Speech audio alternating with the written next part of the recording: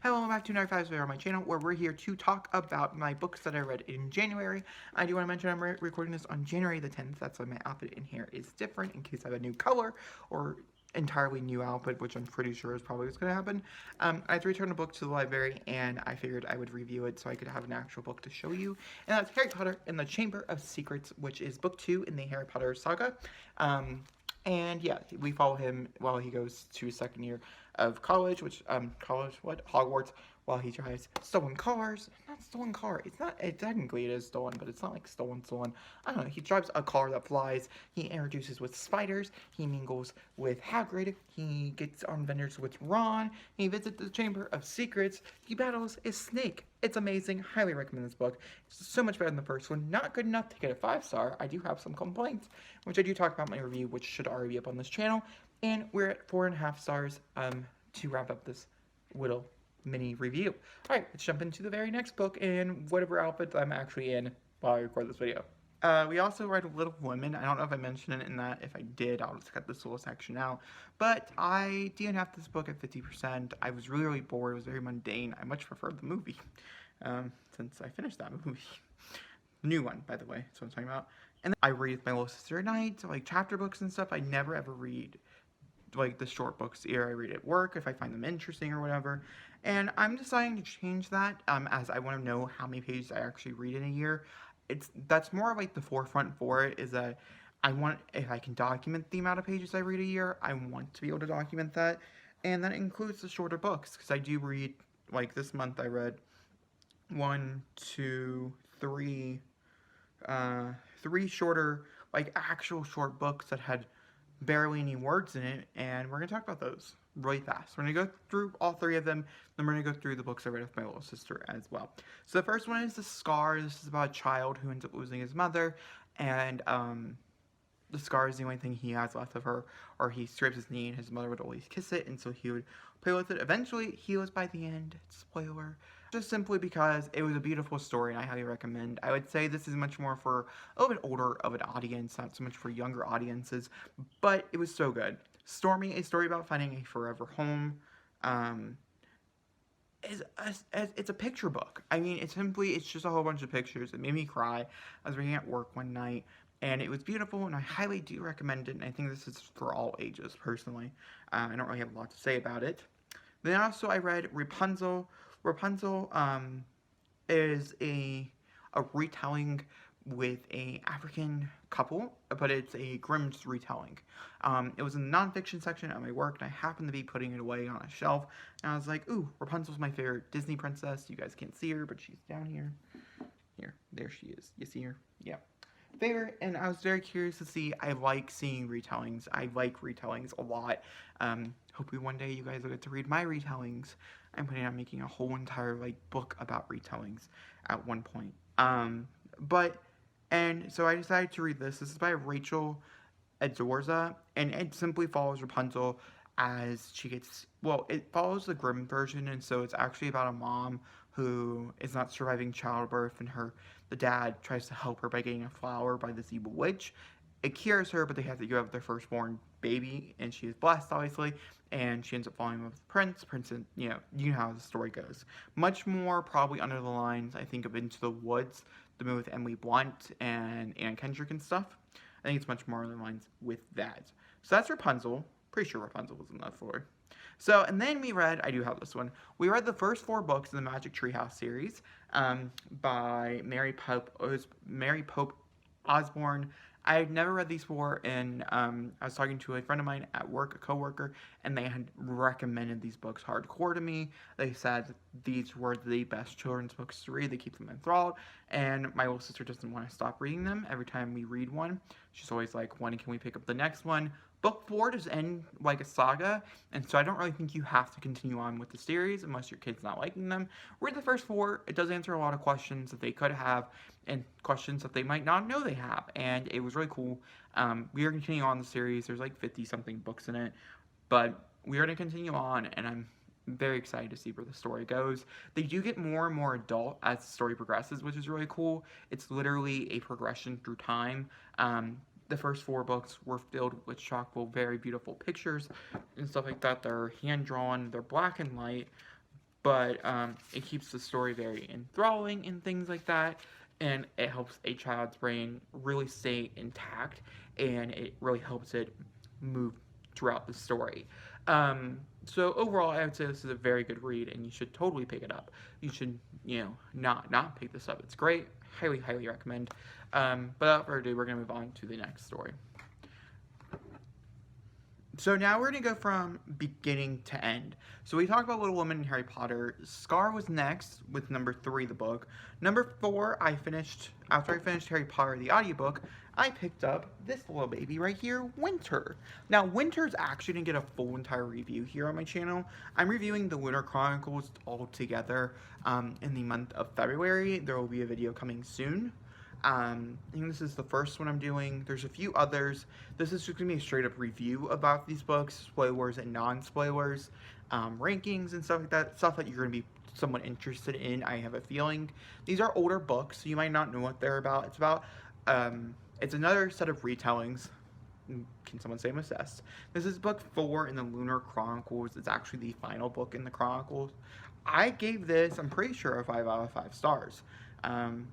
I'm very confident that I gave this a 5.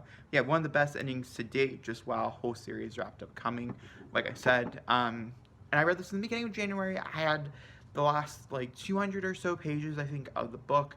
And I've had the audiobook on me for a very long time. And I'm very happy I saw the end. It's about a girl named Cinder who is a robot. And she meets a prince. And they all kind of follow different storytellings. I don't know who told me this a long time ago that you could read these out of order. I think they were crazy because you can't. I wouldn't suggest just picking up Winter. There's so much development, so many characters and stuff. The story is progressive. Now, every book is centered around somebody different. This one, for instance, is centered around Snow White. Then we have Scarlet, which is centered around Red Riding Hood. Crest, which is around Rapunzel. And then Cinder, which is around Cinderella. And they all progressively get longer and longer. This is actually, I don't know, I think Crest is longer than this. And the pacing here, I think, was pretty good. I did take long breaks in between while reading it. My Goodreads can assure you. So, yeah. But I really, really did enjoy it. And never once during these long breaks did I come back to the story and be like, oh my god, I didn't remember what happened. It was very memorable.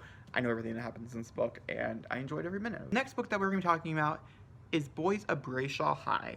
Boys of Brayshaw High, I'm going to go back to my face so it's not so dark. Boys of Brayshaw High, I'm just not going to hold it up, I guess, is a story about a girl named Raven who has to go to a private school. I gave this pretty sure, a 1 star. I'm normally not that evil. I might not have. It might, oh, no, I mean that evil. Yeah, this was a 1-star read to me. Now, this actually is pretty well reviewed on Goodreads, which was extremely shocking. This book is unreadable. There's a lot of problems with it. I talked a little bit more about my problems and stuff in a recent reading blog. I think got posted. I want to say Monthly's got posted. I'm not really sure. But I read this first monthly, a book club ran by Chandler here on BookTube. And, yeah, I loved it. Well, I hated it. But I did like the live stream. The live stream was pretty great. So that's my review of Boys of Brayshaw High. I didn't like it. I personally actually would prefer it if I didn't read it. So moving on to my next read, which is The Arrangement, which is right here. I try to get the copies of the books as much as I can. There's one that's not, but we'll talk about that at the very end. So The Arrangement by Robin Harding. I'm pretty sure I gave this a 4 out of 5 stars. No. A 3 out of 5 stars. And you know what? I think that's probably a better rating for me. This might have been actually more like a 3.5 out of 5 stars. This was a girl. I don't really remember her name. Natalie. That's what it is. Yeah, Nat. That's what it is. That's why. And she gets into a sugar dating relationship. So she's in college, New York. She's an art student. And she kind of needs some cash. One of her friends recommends her going onto a website where she can become a sugar baby for an older man who wants to pay her for about everything, sex and included. And there's a lot of slut shaming, I'd say, in this book, which was a problem. But under the circumstances of what the book is about, it does make sense, and so I did kind of forgive it. It's just a lot. But I would say the best part of this novel is the third act. It's so insane and so crazy and so many bad things happen that it's really, really enjoyable. The only problem I had with this so far for Robin Harding is the writing style. This was a more of a, what's the best way to do this? We know what's going to happen when we show you now. They tell us and then they go backwards in time, which I'm not a huge fan of personally, which is really interesting because there's another book we're talking about, which I also wasn't a huge fan this month, that does a lot of showing, even if I didn't think it was needed. But with the arrangement in particular, it is still a very enthralling and very intense and it'll captivate your attention kind of thriller. If you don't know, I like listening to thrillers. I'm not a huge fan of reading them. I read a few. I'm reading one currently, but I'm much more of a fan of sitting down and picking up a good book and listening to it. And this was a okay audiobook. I think I would have maybe enjoyed it better if I would have read it. So maybe I'd actually recommend picking up the actual solid copy. But yeah, this was a 3 out of 5 stars for me. I thought it was okay. If you guys had different opinions, let me know in the comments down below. The next story we read was Karin Slaughter's next book. I will be doing a whole wrap-up of Karin Slaughter also after I finish her standalones. I think I might read the first books in the first book in the Willow Trent series, because I know the second series follows Willow Trent as well. They're intertwined, and so I don't want to read the second book in case I liked it. If I end up liking the Willow Trent series and I end up enjoying it, I might review the Willow Trent series as a whole and read them all and then come back to you. I'm not really sure. I really like Karin Slaughter as a writer, and so I do have a feeling I'm going to like her take on police work, but we'll have to wait and see. But I read Pieces of Her, which is her newest standalone. I thought Pretty Girls was her newest one, but this actually comes out after Pretty Girls. Next month, in my February, if you want a little spoiler, I'm going to be reading Cop Town, which is her first ever standalone, and I'm really, really excited to compare these two in particular, because I think this is her weakest one I've read so far. This also is getting a TV show on Netflix, which is really interesting. I can totally understand why. This follows, I'm going to talk very vaguely, but also annoyingly, this follows a girl who, a mom and a daughter. The daughter is like 32, not that you can ever tell in this novel. Honestly, I always thought she was like 19 throughout the whole book, which is a lot to say, I guess, on the character. We'll blame it on the character. And then the mom, who is obviously older, they end up getting into a diner accident. There's a robbery gone wrong, and the mom ends up killing someone, basically. But the way the cameras and stuff show it is that she killed him more in cold blood than necessary, and so it sends her daughter on a spiraling chase through her mother's past. Now, unlike the arrangement where they did a little too much telling and not enough showing, I think this book had a problem with showing too much. I think there's a lot of her mom's past that was somewhat intriguing, but I think Karin Slaughter wasn't really sure what to do with adding in the intense scenes. Her daughter, which I want to call her Charlie, but that's because I like calling everybody Charlie in the universe. Andrea and Laura, that's what it is. Andrea's story is interesting. I'm not going to say that. But Andrea's story is also a little bit slower, and there's not as many intense things that happen. There's a few characters that die, nothing super duper important. And I wish the payout at the end was stronger between Andrea and Laura's story combining and interlocking into one. I just didn't really like where they took the mom story. And I don't think, like, mother, hero, liar, killer, how can you tell when all you have is pieces of her? It's a bad tagline. I don't know. There's a lot here to digest, and I can't wait to talk more spoilery about it, which I'll be doing in that wrap-up, obviously, of Karin Slaughter. So, I'll get back to you on Pieces of Her. Not my favorite. It's actually my least favorite Karin Slaughter I've read to date. So I'm very curious to read Cop Town and see if I hate it as much as I hate Pieces of Her. And I only hate Pieces of Her because I think it was beautifully written. It was just worse than Pretty Girls and much worse than The Good Daughter. Still think The Good Daughter is my favorite out of the runs I've read. So the next book we're going to talk about is Ninth House by Leigh Bardugo. I did go ahead and post a kind of a Instagram post, and so you guys can get maybe an in-luck spoiler review on that if you go to my Instagram. I didn't really spoil anything, I just said it was a clusterfuck, because it kind of was a clusterfuck, which we'll get into. I originally was going to review this entirely. If you do want a separate review of Ninth House, I need to know now, pronto. I will take a picture and stuff so I have a thumbnail, but I need to know I'm not going to have the book to hold up. Basically, I have to give it back to my library. But it was my favorite book I read this month, by far. I'm going to eventually own the Winter Chronicle, so I'm not counting it.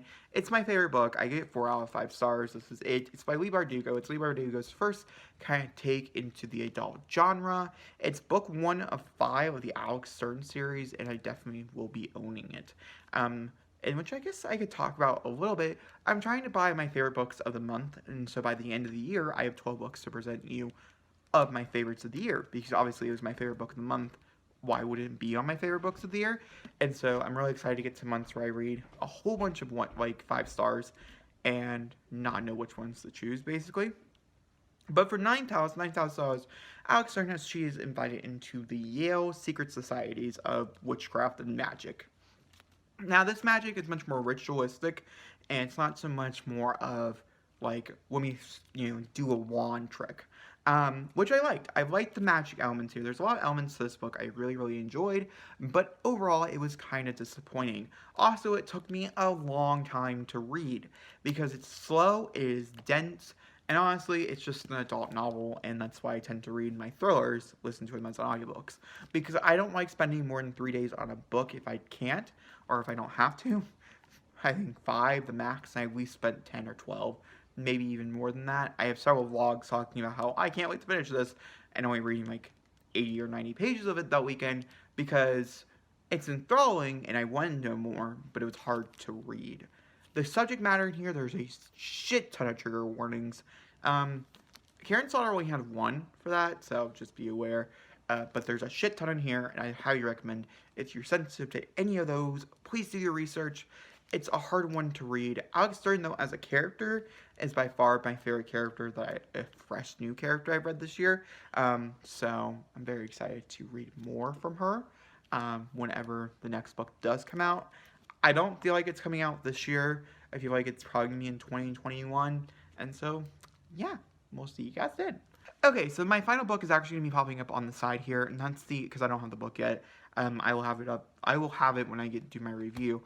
But that's Infinity Sun. This is Adam Severa's first taste into fantasy. I read a lot of people's first in something. I've never read a Leigh Bardugo before, and I've never read an Adam Severa straight before.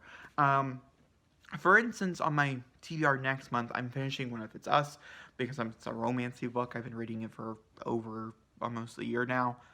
In March, I think it will be a year. And so I want to finish it before we reach that year mark of reading the same book. In which a lot of you guys are probably going to say in the comments, why don't you DNF it? Because I'm genuinely curious. I just heard horrible things about the ending, and it makes me scared. So I'm pushing myself through it. Either way, with this, Infinity Sun was my first ever take at a Adam Severa straight. I have a few of his books. I own like 3 of them. And so I was like, oh, we'll start with this one. Because it was horribly reviewed. And if I'm somebody, I want to read those horror reviews. A lot of people who enjoy Adam Severa give this between a 1 and 2 star rating. I'm pretty sure I was generous. I want to say I was generous, and I gave this a straight 3. When, honestly, and I mean it, this is probably a 2.5 star book. Let's see if I was generous or not yesterday. Yeah, I was generous. I gave it a 3. And it's not the book is horrible. I want to preference that. It's not horrible. The best way I can describe this without giving any spoilers, and I'll have a whole review with a chock full of spoilers coming up this month also. I have a few reviews. There's going to be a few extra videos this month just because I have a lot of content I want to give you. February is the month for content, I guess. But the first thing is, the first half of this book felt like I jumped into a world I did not know, and I used characters that were already so familiar with this world that it felt like I was in book 3. The second half of this book felt like a book 1, still getting to learn the world, and then by the end I was like, oh, that's great.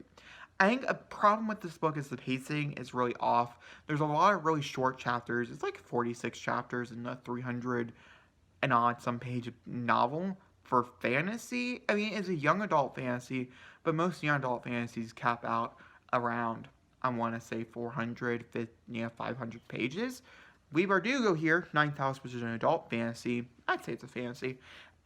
It's 450 pages, but the words are extremely small, and she chock fulls those pages up with a lot of content. Whereas I think this chock fulls up with a lot of content, but the action sequences are not the very well written. I think this book, I know he's been working on it for so long. I think a few more times with the editor, a few more times with polishing, I think could make this book really, really good. Also, there's too many characters. I think having a fantasy, you need a lot of characters, a lot of jumping around. But my problem with this particular novel is that the characters were we just didn't hear from all of them. A lot of people have their own point of views, and so the audiobook cast, which is why I listened to it, was not the best. I mean, some of the writing here was good, and which I'm going to get into my review. This book follows two twin brothers, a set of twins, brothers, that go on a quest that are in a world where celestials, basically gods, have magical powers, and there's people who want to become gods, and one of their brother is like obsessed with fame, one of their brother is like obsessed with just trying to help the environment, and they mesh together. It's also the first ever gay fantasy I've ever read, and I'm curious to read more of them, to be honest with you. It did pique my interest there. But guys, those are the books I read in the month of January. What books did you read in the month of January? As I would love to know. Also, I just bought this new unicorn. Or yeah, you're right here. He's so cute. He actually looks like he's gonna kill me, but it's fine. And I'll see you guys all soon. Thank you for watching, and yeah, bye.